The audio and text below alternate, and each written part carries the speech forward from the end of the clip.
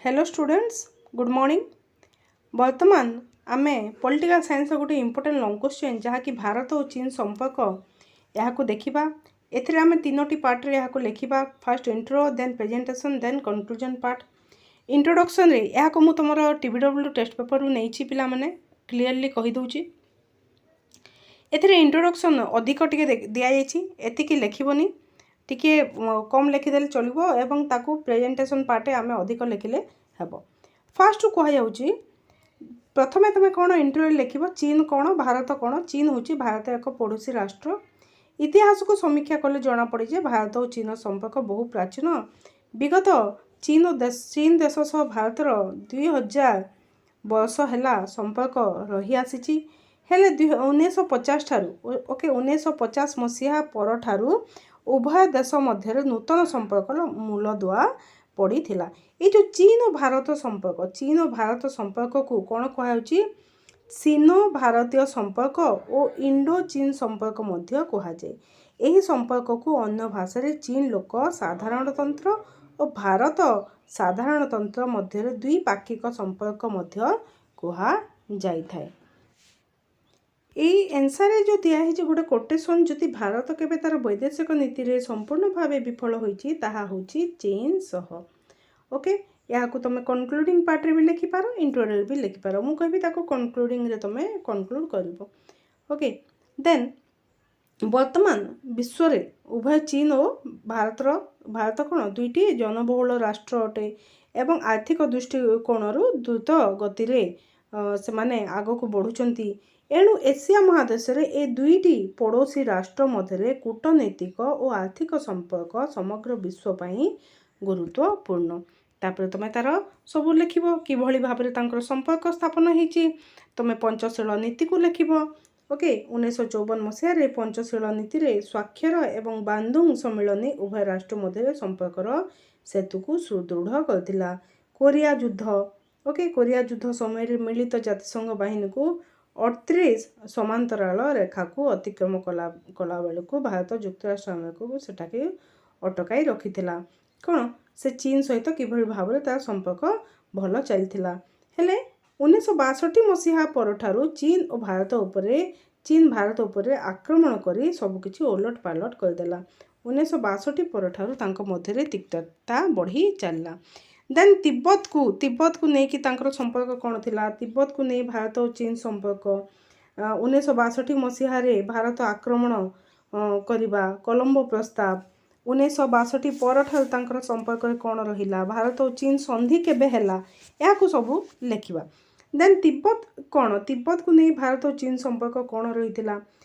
तिब्बत कोठारे अवस्थित हिमालयर उत्तर पार्श्व अवस्थित। कौन तिब्बत 1920 ठारू 1720 मसीहारू ताहा एक स्वाधीन राष्ट्र थिला। हेले चीन यहाँ को बारंबार दखल करी आसुथिला अख्तियार करबा पई चाहिथिला एवं सेथिरे सफल मध्य होइथिला।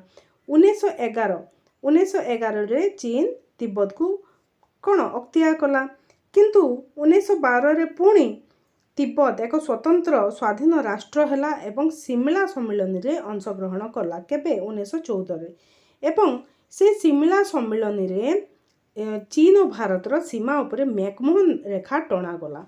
यहाँ को चीन मानिला नाही। ये मैकमोहन रेखा को मानिबा पाई मध्य से गोटे शर्त रखिदेला।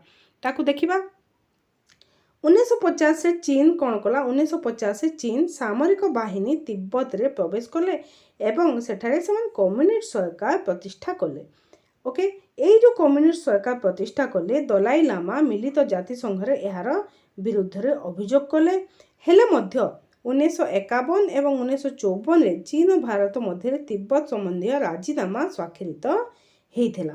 तुम पंचशील नीति मध्य 1954 रे हिची ताकू तुमे लिखिबो। 1954 पंचशील नीति मध्य एठारे तुमे आउटे लिखिबो। एठारे दिया जाय नाही किंतु मु तुमको कहूची पंचशील नीति मध्य तुमे लिखिबो। 1962 मसीह भारत आक्रमण किए कला। भारत और चीन मध्य सीमा विवाद उग्र रूप धारण कला केबे 1962 मसीह एवं चीन भारतर केतेक अधिकारी को कौन कला से बंदी कला। 1958 से बंदी कला। हेले चीन उत्तर पूर्व जो लद्दाख अंचल रही बहु उत्तर पूर्व सीमांत अंचल और लद्दाख को चीन तार निजर अंश बोली देखाई मानचित्र गोटे जाल मानचित्रटे से देखैला एवं भारत विरोध रे कौन कला भारत यार विरोध कला एवं परे 1962 अक्टोबर 20 रे चीन कौन कर युद्ध पर आक्रमण कर भारत उपर को आक्रमण कर चीन से जो विशाल अंचल रहिला कौन से जो विशाल अंचल रहिला उत्तर पूर्व सीमांत अंचल और लद्दाख को से अख्तियार कला तापर अख्तियार कला परे 1962 डिसेम्बर 10 से युद्धर विरति को घोषणा कला। तो 1962 तार जो कहीं से आक्रमण कला से कहीं से सीमा विवाद पाई से सीमार किछि अंचल जो थिला लद्दाख अंचल उत्तर पूर्व सीमांत अंचल ताकू दखल करबा पाई तार राष्ट्र विस्तार पाई सीमा विस्तार पाई से एहीपरि कांड कला।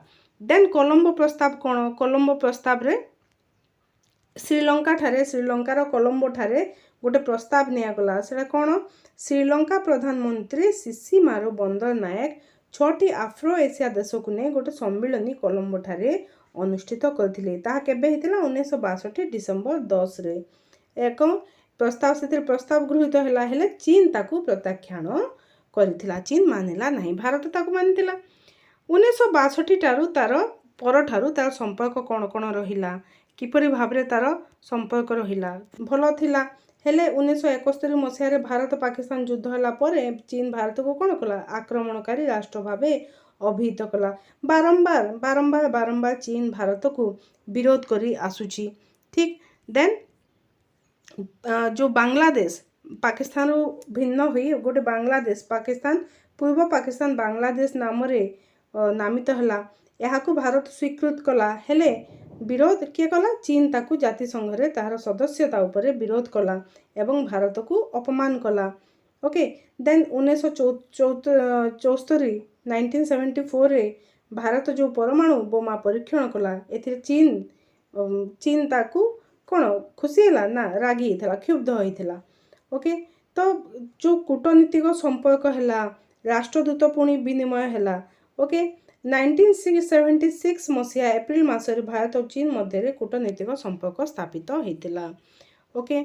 तो ये सब गुड़ाक तुम लिख केबे तापरे 1989 मसीह भारत प्रधानमंत्री राजीव गांधी चीन को गस्त कले एवं भारत और चीन मध्य संपर्क दृढ़ीभूत होइथिला।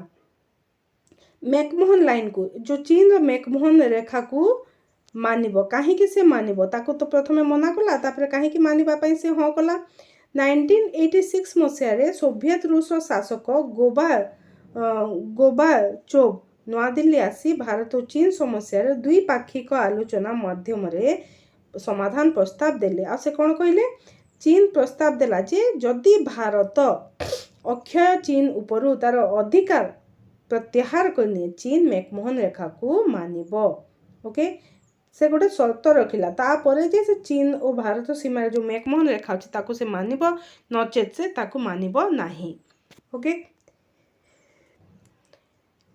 नेक्स्ट होची 1991 फेब्रुआरी उभय राष्ट्र वैदेशिक मंत्री माने बेजिंग ठारे मिलित हेले एवं उभय वाणिज्यिक संपर्क पुणी थरे स्थापन कले आउ कौन रहिला 1993 रे कौन हैला भारत और चीन मिलित कार्यकारी दल नवा दिल्ली रे मिलित हेले भारत और चीन रो मिलित कार्यकारी दल तिब्बत एक स्वतंत्र देश यही जो विचार भारत मानी थिला तिब्बत एक स्वतंत्र देश यही जो भावना थिला ता एथिरो से ओहरी गला किए भारत तापर जे चीन से खुशी होता ना होले भारत बारंबार विरोध करथिला जे तिब्बत एक स्वतंत्र देश और प्रति से तार दया थिला किंतु चीन ताको अख्तियार करथिला तो यही भावनार से ओहरी गला कि भारत तापर चीन एथिरे भारी खुशी होता।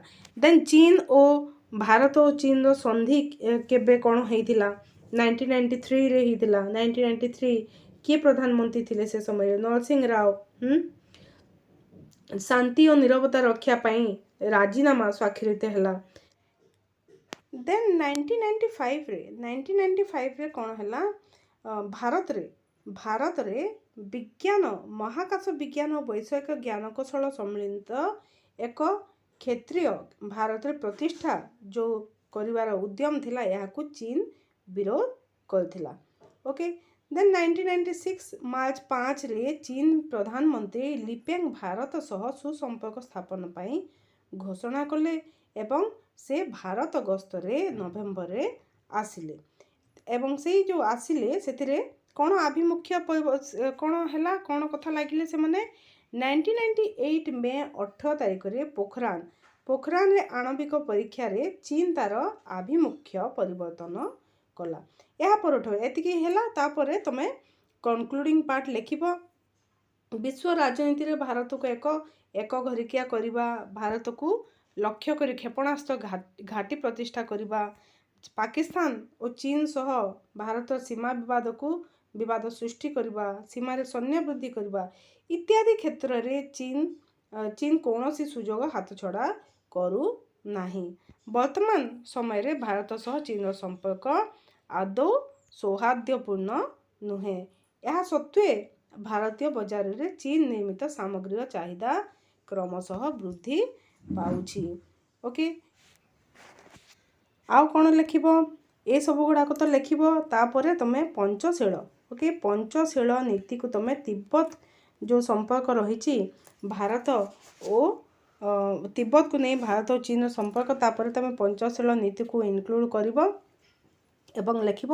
କନକ୍ଲୁଡ଼ିଂ ପାର୍ଟରେ ତୁମେ ବର୍ତ୍ତମାନ ପରିସ୍ଥିତିରେ ଭାରତ ଅନୁଭବ କରିଛି ଯେ ଚୀନ ଶତ୍ରୁ ନହେଲେ ମଧ୍ୟ ଏକ ତୀବ୍ର ପ୍ରତିଦ୍ୱନ୍ଦ୍ୱୀ।